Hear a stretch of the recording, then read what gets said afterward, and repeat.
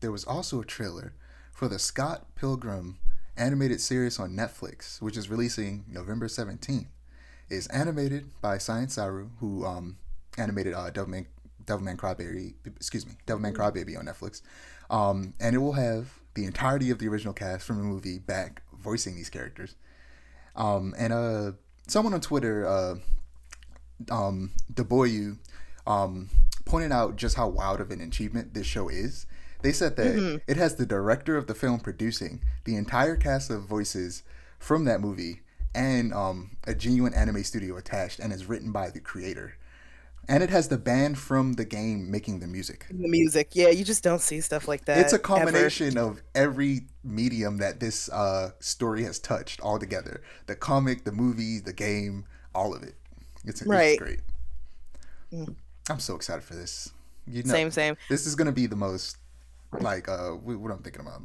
I want to say, I guess, comic accurate adaptation of the comic. Yeah. And there's, because, the movie, because it's a movie, it had to cut some things out. It was also made before the book was even finished. So they kind of had to interpret what the ending was based on what they heard from the writer.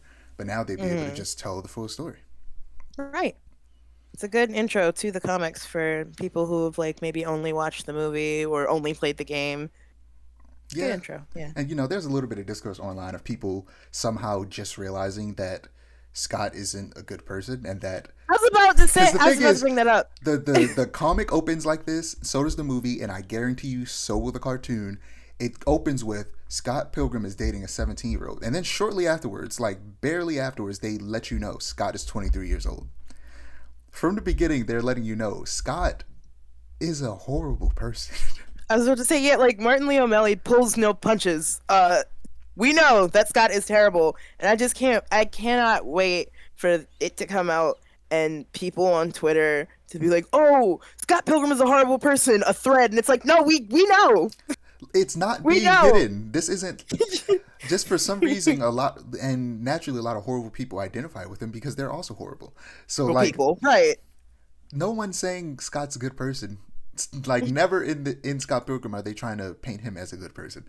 They're painting him as a bad person who's slowly learning how to not even get better, but at the end begin the process of getting better. Right. It's like, it's that thing of not everyone that's a protagonist is like a good person. Exactly. And I wish people had more like media literacy with media that does that, because when they think protagonists, positives, yada yada yada.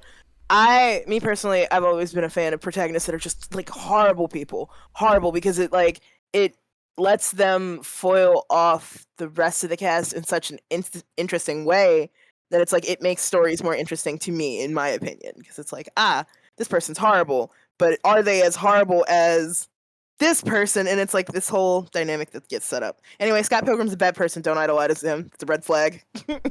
Yeah. Yeah, I agree.